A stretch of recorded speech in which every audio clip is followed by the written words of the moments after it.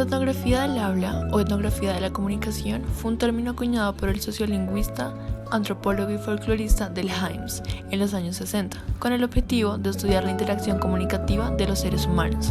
Hymes observó que la lingüística y la antropología no funcionaban trabajando de manera independiente, ya que mientras la lingüística se centraba en la gramática de las lenguas, la antropología accedía a la lengua únicamente como herramienta para hacer trabajos de campo.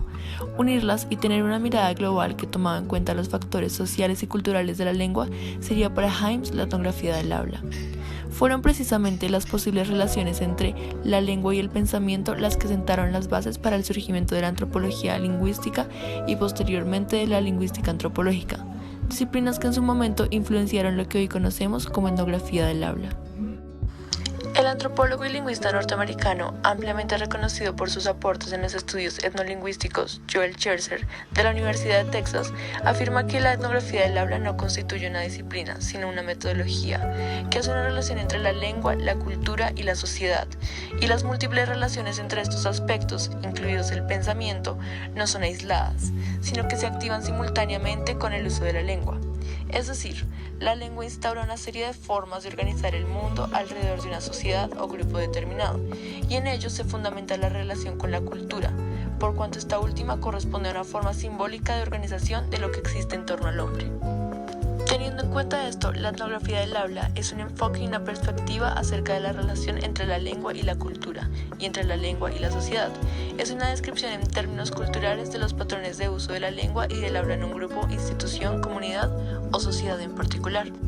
En su libro, La etnografía del habla, la profesora Muriel Saville-Troig propone que para saber cuál es el objeto de estudio de la etnografía del habla, se debe formular la siguiente pregunta. ¿Qué es lo que necesita saber un hablante para comunicarse apropiadamente dentro de una comunidad comunicativa determinada y cómo éste lo aprende? Es decir, el objeto de estudio de la etnografía de la comunicación es estudiar la lengua o habla desde y en la cultura de una determinada sociedad o comunidad. Esta disciplina se ocupa de los siguientes aspectos: los recursos sociolingüísticos disponibles en una comunidad particular, no solo los gramaticales, sino más bien un conjunto de potenciales lingüísticos para el uso y significado social, el uso y explotación de estos recursos en el discurso y en la interacción social, como en las situaciones en las que se está o no está de acuerdo, en que se muestra respeto, diferencia, adulación, entre otras. Además, se preocupa de las interrelaciones y organizaciones pautadas de estos diversos tipos de discurso e interacciones sociales entre las comunidades. Las relaciones de estos pautas del hablar con otros aspectos y dominios de la cultura de la comunidad, tales como organización social, economía, religión, política, etc. Buenas tardes, mi nombre es Laura Sofía Hernández Peña. Yo les hablaré sobre qué es el acto del habla, sus componentes y dos de los mayores exponentes de la etnografía del habla. Del Hymes, quien como uno de los primeros sociolingüistas ayudó en la identificación de los componentes de la interacción lingüística, que deriva de su afirmación de que para hablar una lengua correctamente no solo se necesita aprender su vocabulario y gramática, sino también el contexto en el que se utilizan las palabras. Buenas tardes, mi nombre es Andrés Felipe Jiménez y respecto a la etnografía del habla, yo les voy a hablar acerca de los conceptos analíticos, evento del habla, acto del habla y suceso del habla. Sumado a ello, también les voy a hablar sobre la metodología de estudio. Para finalizar después con la explicación de unos ejemplos muy concretos acerca de los distintos tipos de métodos existentes en el estudio etnográfico del habla. Para ello, Del Hymes delimita tres unidades de estudio o también llamados conceptos analíticos que resultan fundamentales, los cuales son situación de habla, suceso o evento de habla y acto de habla, en donde cada unidad va a ir una englobada dentro de la otra. La unidad más pequeña que Hymes delimita va a ser el acto de habla, el cual puede tener lugar dentro de un suceso de habla, y este a su vez va a tener lugar dentro de una situación de habla. Para definir de mejor manera cada uno de estos conceptos tomaré como ejemplo una fiesta, la cual será la situación de habla. La situación de habla es definida como el marco contextual en el que se da lugar a la comunicación, en donde se van a presentar los otros dos niveles. Ejemplos de ellos son las fiestas, reuniones, salón de clases o una conferencia, entre otros. Para este ejemplo tomé una fiesta como situación de habla, que es el marco contextual, y dentro de una fiesta se producen varios sucesos de habla. El suceso de habla son las actividades comunicativas que dentro de la situación de habla se pueden presentar, como conversaciones, diálogos, entrevistas, entre otros. Entonces, como es de suponer, dentro de una fiesta se presentan evidentemente varias conversaciones entre los distintos grupos de amigos que allí están presentes. Digamos que yo me encuentro en la fiesta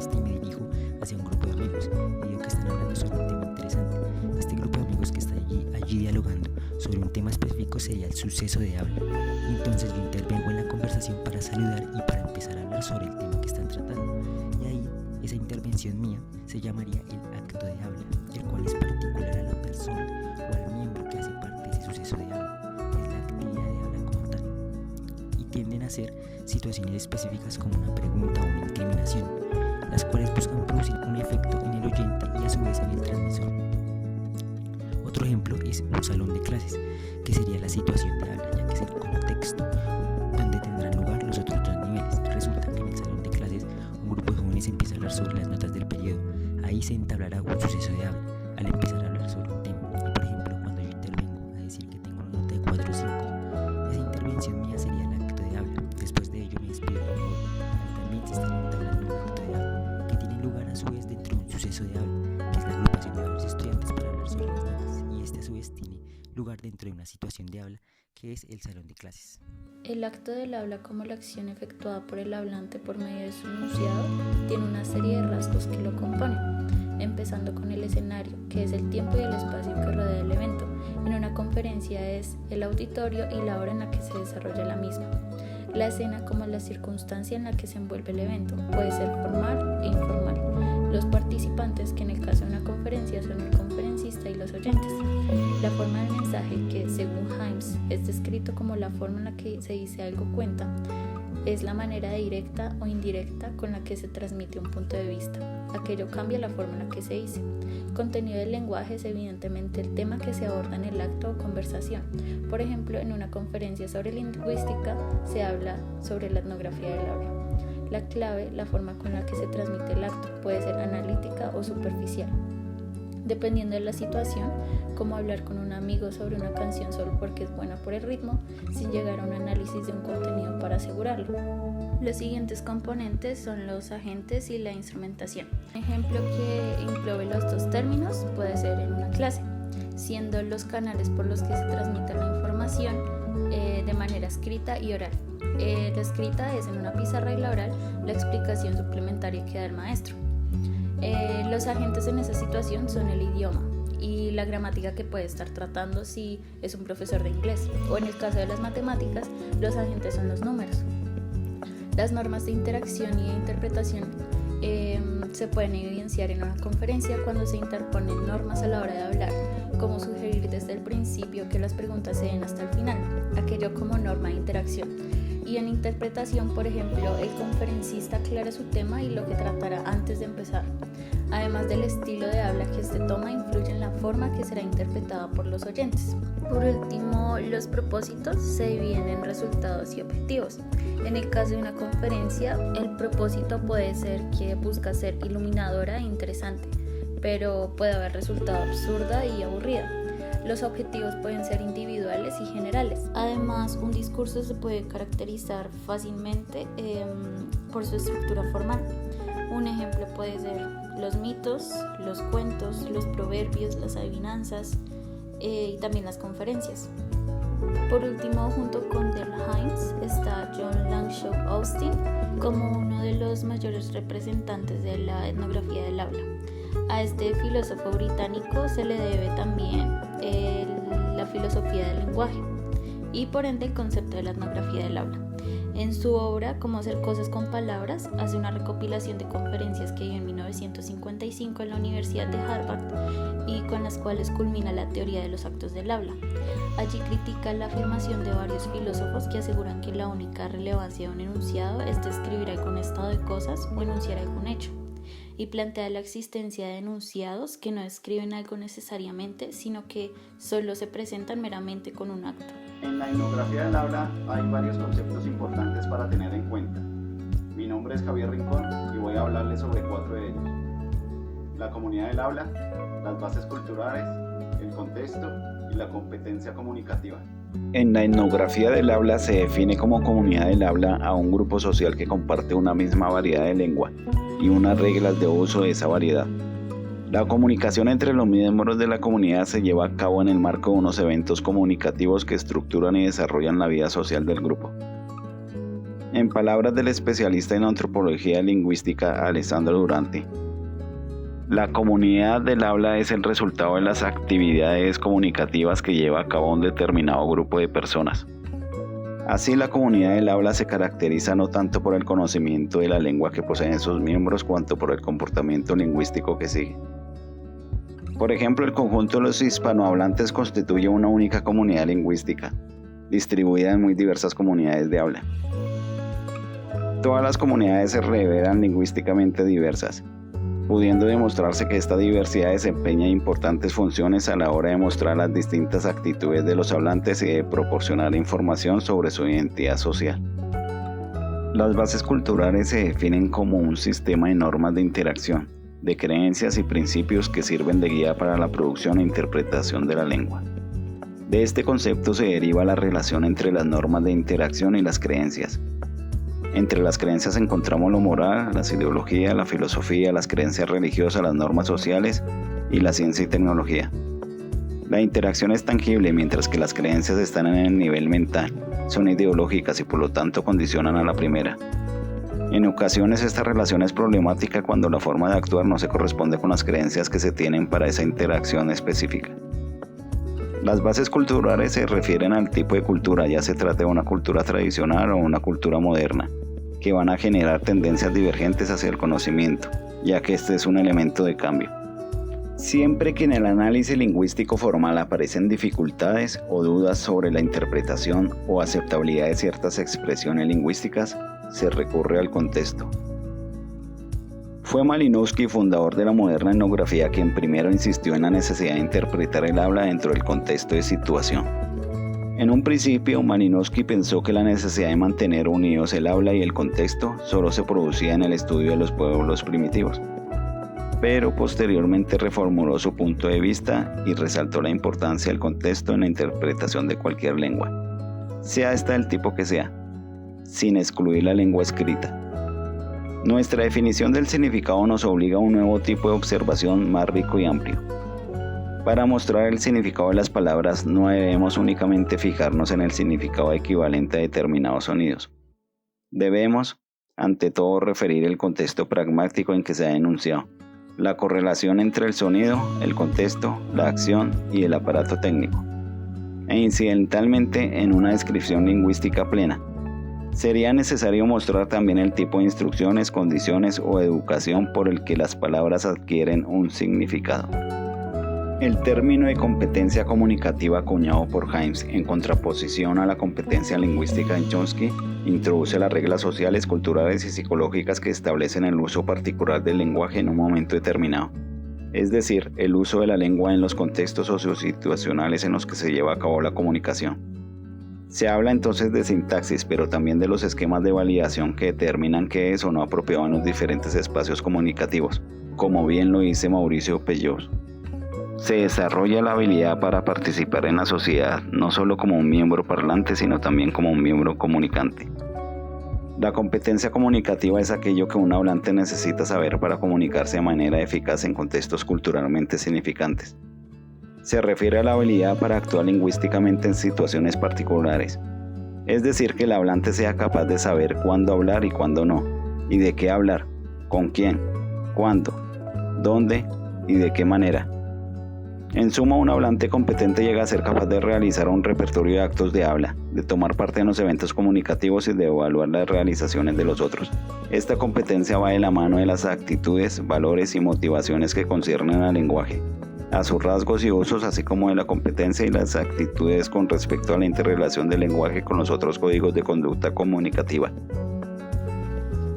Scherzer, profesor de la Universidad de Texas, plantea que el quehacer etnográfico se fundamenta en tres supuestos. Primero, cada comunidad es heterogénea desde el punto de vista lingüístico. Esto quiere decir que cada comunidad difiere en sus costumbres de otra comunidad. Segundo, la lengua cumple diversas funciones. Y tercero, la lengua tiene diversos niveles, siendo el discurso el nivel central en la relación lengua-cultura. Después de conocer estos supuestos, se procede a emprender un estudio. El etnógrafo debe determinar la unidad de población, es decir, la comunidad de habla.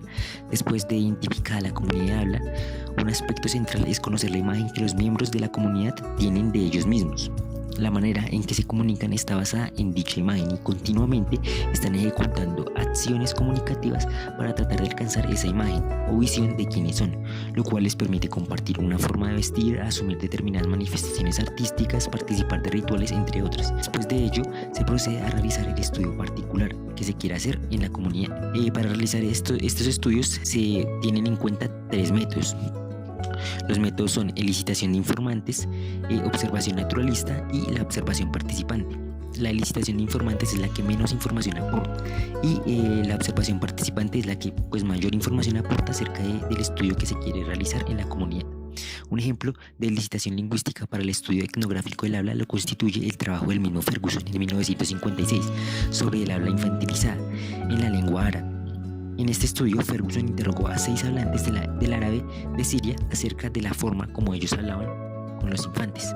Los entrevistó y grabó sus respuestas. Sometió los resultados de las entrevistas generales a las consideraciones de cada uno de los miembros de esa comunidad de entrevistados y finalmente los volvió a entrevistar. Lo que Ferguson descubrió le resultó sumamente importante y útil y le permitió hacer observaciones concernientes a la naturaleza de ese sistema árabe sirio. Pero esa investigación no se vio completa, ya que Ferguson nunca observó realmente a los hablantes adultos dirigirse hacia sus niños. Soy Daniela Carvajal y les voy a hablar de las técnicas de investigación y la perspectiva de estudio de la etnografía del habla. Como se mencionaba anteriormente, en la etnografía del habla existen 3 técnicas de recolección de la información. Antes de introducir la primera técnica, debemos tener en cuenta el significado de la palabra elicitación, que se refiere al traspaso de información de forma fluida de un ser humano a otro por medio del lenguaje. Ya con este concepto claro, podemos profundizar en la elicitación de informantes. Esta técnica consiste en obtener información directamente de la comunidad lingüística, quienes serán los informantes. Las entrevistas suelen ser la herramienta más recurrente para esta técnica, pero es la menos efectiva. La segunda técnica de investigación es la observación natural, que consiste en observar la conducta o los patrones conductuales del objeto de estudio en un hábitat natural. En el caso de la etnografía del habla, el objeto de estudio es la comunidad lingüística. La tercera técnica es la observación participante, en la que la parte investigadora se familiariza con un grupo de individuos y con sus prácticas, participando en su entorno cultural durante un periodo extendido de tiempo. La información recolectada a través de estas técnicas permite hacer un análisis etnográfico del habla, con el que se busca especificar la competencia comunicativa de los miembros de una comunidad idiomática. Pero este objetivo no puede abarcarlo solo la lingüística. Son necesarias las perspectivas antropológicas, psicológicas, sociológicas e incluso filosóficas. Por eso, al hablar de etnografía del habla, es importante mencionar otras disciplinas, como la etnometodología, que es una parte de la sociología que estudia los procesos interpretativos con los que los actores sociales significan su lenguaje y se orientan en un mundo social. Algunos ejemplos de estos procesos interpretativos pueden ser una conversación telefónica, las bromas emitidas en ciertos contextos, los saludos e incluso la forma de contar una historia. Otra disciplina que vale la pena mencionar por su gran aporte a la etnografía del habla es la filosofía del lenguaje, que converge con la lingüística en la pragmática, haciendo estudio de la influencia del contexto en la interpretación del significado. Pero los procesos de comunicación humana son tan amplios que no es posible enfocarse solo en los elementos verbales de la comunicación, y es por esto que otras ramas que estudian lo no verbal no pueden excluirse, como la paralingüística, que estudia otros factores como la altura y el tono de la voz, o la proxémica, que se centra en las pautas sociales que reglan el uso del espacio durante la interacción comunicativa, o la kinésica, que comprende las convenciones establecidas en relación con el uso de los movimientos corporales, gestos, etc. Si se lograra contemplar todas estas perspectivas de estudio, tanto verbales como no verbales, se cumpliría el objetivo de estudio,